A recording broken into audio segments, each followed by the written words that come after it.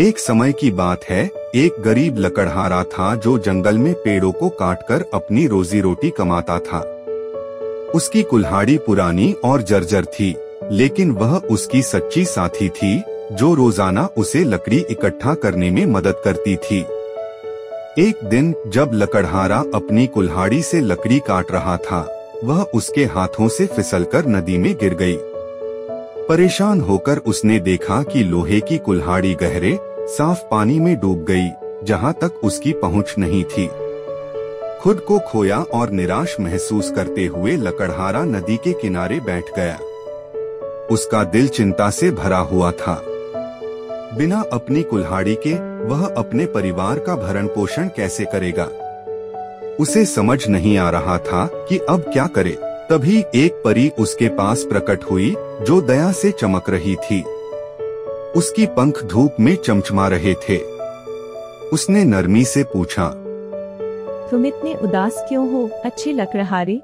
तुम्हें क्या परेशान कर रहा है? परी ने एक सुंदर सुनहरी कुल्हाड़ी निकाली जिसकी चमकती सतह रोशनी को परावर्तित कर रही थी। उसने पूछा, क्या यह तुम्हारी कुल्हाड़ी है? लकड़हारे ने उसे आश्चर्य से देखा, लेकिन जवाब दिया, नहीं, यह मेरी नहीं है। इसके बाद परी ने एक चमचमाती चांदी की कुल्हाड़ी निकाली और फिर से पूछा, क्या यह तुम्हारी है? नहीं, यह भी मेरी नहीं है। आखिरकार परी ने उसकी अपनी पुरानी लोहे की कुल्हाड़ी दिखाई और लकड़हारे का चेहरा राहत से खिल उठा।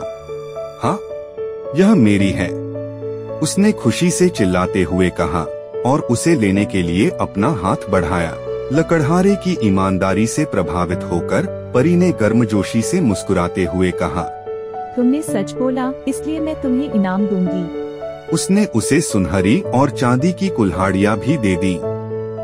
लकड़हारा अपनी किस्मत पर यकीन नहीं कर पा रहा था।